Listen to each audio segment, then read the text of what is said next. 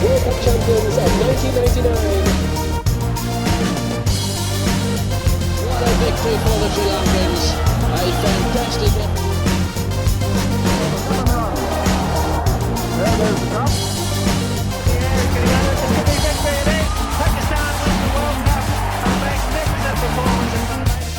Here's the man who's been largely responsible for our goal election. The first World Cup, that is Australia's joy and England.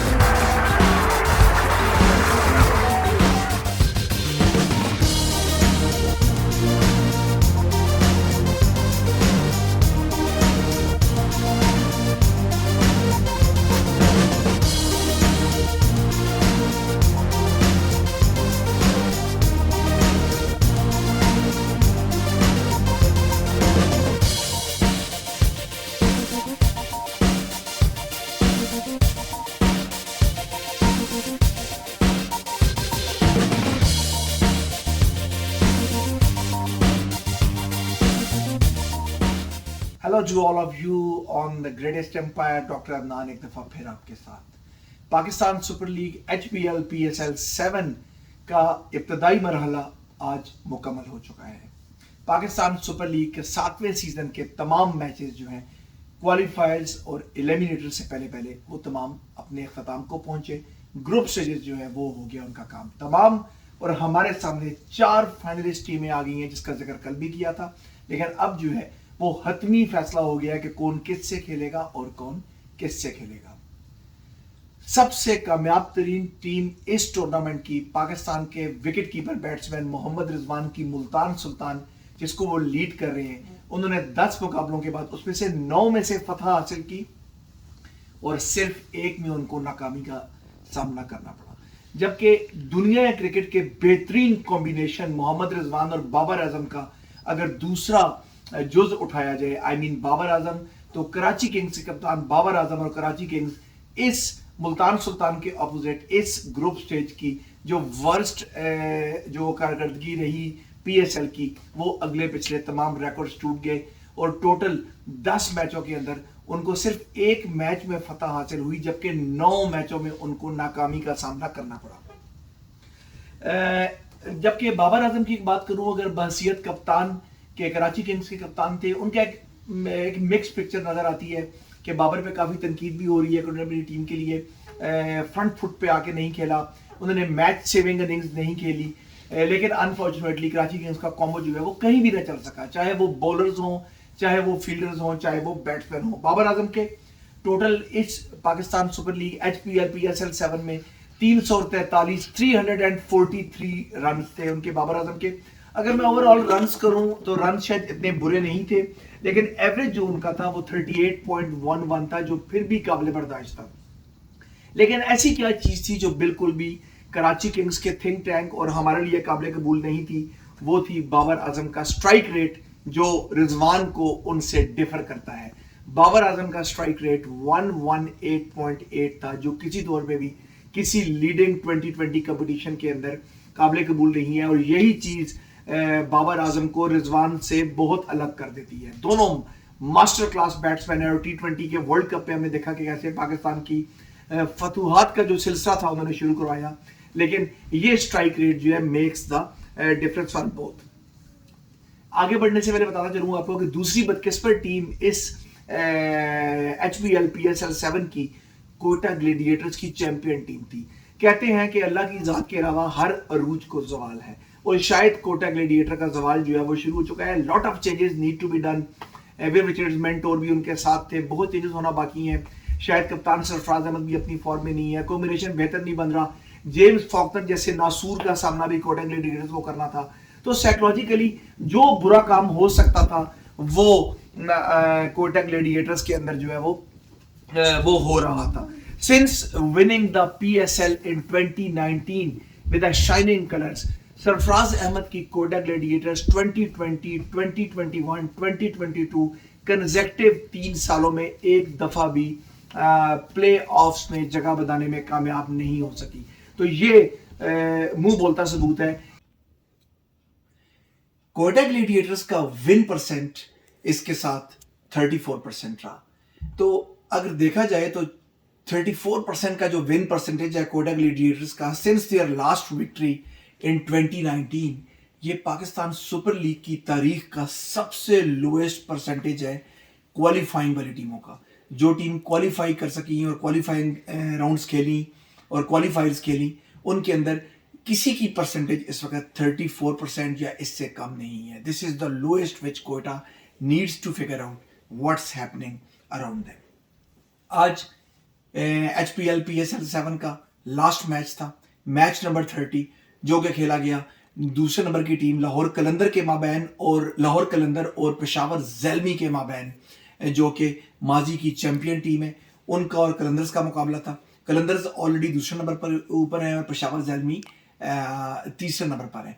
Peshawar ज़ैलमी को ये match कम से कम 110 run से जीतना था और लाहौर को 110 रन की शिकस्त देनी थी अगर उन्होंने डायरेक्ट क्वालिफायर खेलना था और उन्होंने एलिमिनेटर खेलने से बचना था, लेकिन ऐसा कुछ ना हो सका। लाहौर कलंदर की टीम 110 रन से ना हारी, बल्कि ये आपको बताएंगे कि क्या हुआ, और लाहौर कलंदर्स की टीम इसको बखूबी इसको बच पाई। मैच तो ना बचा पाई, लेकिन उन्होंने अपनी पोजीशन बरकरार रखी। उनके और पेशावर ज़ैलमी के पॉइंट्स टेबल के ऊपर एक ही हो गए, लेकिन नेट रन रेट के ऊपर जो कल हमने डिस्कस किया था, नतीजा रहा सेम और क्वालिफाई जो है वो डायरेक्ट खेलने का मौका मिल गया लाहौर कलंदर को।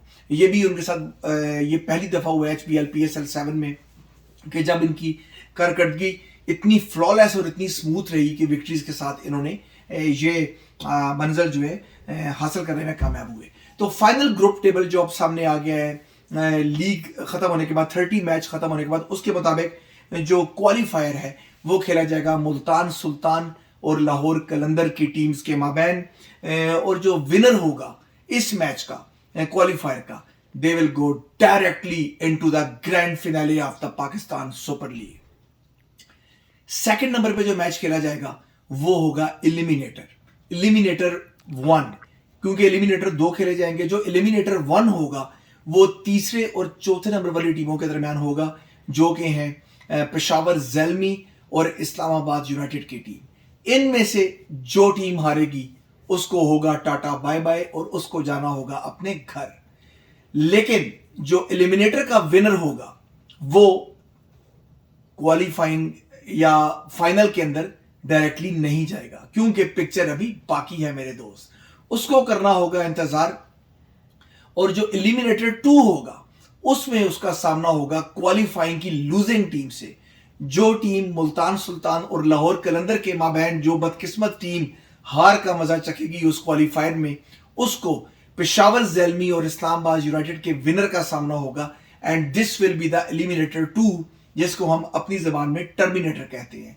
तो ये नॉकआउट गेम्स है। जो यहां पर हारेगा एलिमिनेटर्स के अंदर वो इस HPL PSL 7 से बाहर हो जाएगा। करते हैं, थोड़ी सी एक बात करना चाहूंगा 1-2 मिनट की आपसे, कि आज का जो मैच था, मैच नंबर 30, बजाय तो HPL PSL 7 की सारी स्ट्रेटजी सेट हो चुकी है, क्वालिफायर्स एलिमिनेटर सेट हो चुके हैं, लेकिन इसमें थोड़ी सी थ्रिल बाकी थी, क्योंकि इसमें लाहौर कलंदर्स थे।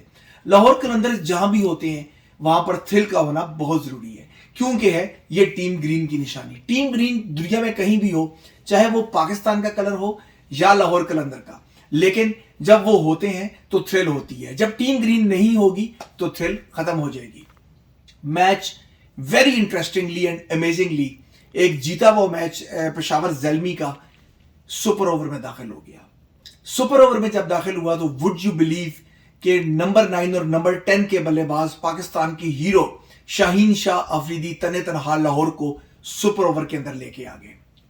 पाकिस्तान सुपर लीग की हिस्ट्री में अब तक 2016 से अब तक 4 मरतबा ऐसा हुआ है कि गेम सुपर ओवर तक गई है। एंड वुड यू बिलीव कि उनमें से 3 मौके ऐसे थे जब लाहौर कलंदर उसमें इन्वॉल्व था, allegedly involved in the super overs, the most entertaining team for a reason, why I say that. Shaheen Shah Afridi बहुत जबरदस्त खेले। मैच के जो टॉप स्कोरर थे हफीज, उनका स्कोर 49 था, और वुड यू बिलीव के जो सेकंड टॉप स्कोरर थे लाहौर कलंदर्स के वो 39 के साथ शाहीन शाह अफरीदी। शाहीन शाह अफरीदी की इस धुआंधार बारी में 4 छक्के शामिल थे। जी हाँ, आपको शायद 4 छक्कों पे हैरत हो रही हो, लेकिन जब मैं अगली बात करूंगा तो आपको उस पर मजीद हैरत होगी। 4 छक्के उन्होंने लगाए अपनी इस 39 रन की बारी में।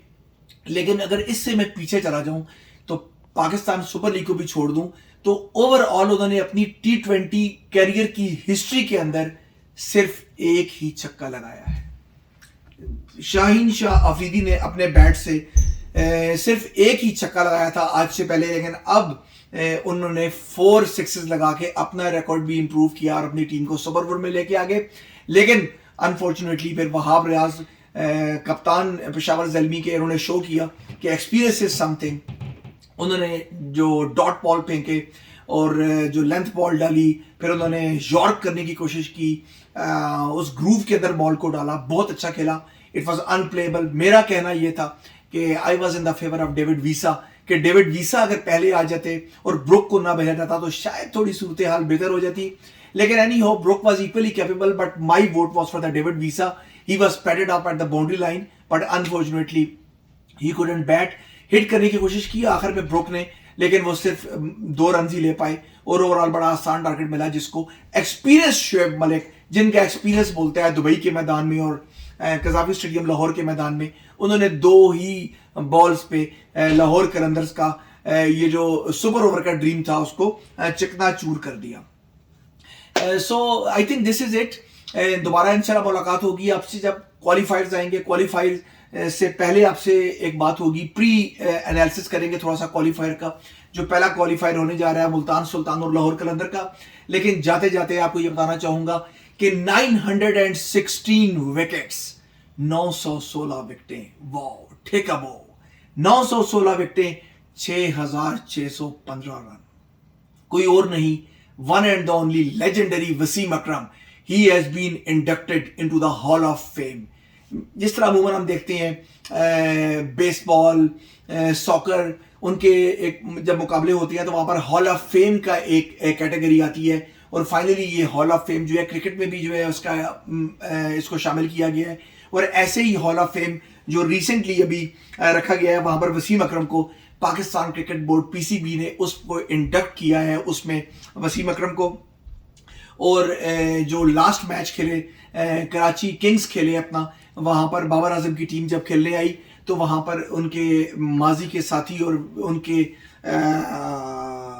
उस जमाने के 80s के जो राइवलरी थी, Viv Richards of West Indies जो कोटा ग्लैडिएटर्स के मेंटोर हैं, तो ग्लैडिएटर्स वर्सेस किंग्स की गेम में विव रिचर्ड्स को ये मौका दिया गया कि वो जो है वसीम अकरम को आए और वो प्लेक और जो कॉपरेटिव कप जो है, एक जो शील्ड देनी थी, वो वसीम अकरम को वहां पर दी गई और he was inducted officially to the hall of fame. Till lot of things to come and lot to come in these qualifiers and super duper eliminators, and we will be with you. Fingers are crossed that Shadab Khan will be with Islamabad United or not. Peshawar Zalmi will turn the tables or not. Will Qalandars will directly dive into the finals, or Mohammad Rizwan's excellency will resist them to go to the finals? ये सभी जानने के लिए आपको रहना होगा match point पे। तब तक अपने होस्ट डॉक्टर अदनान को इजाजत दीजिए। Take care and bye bye.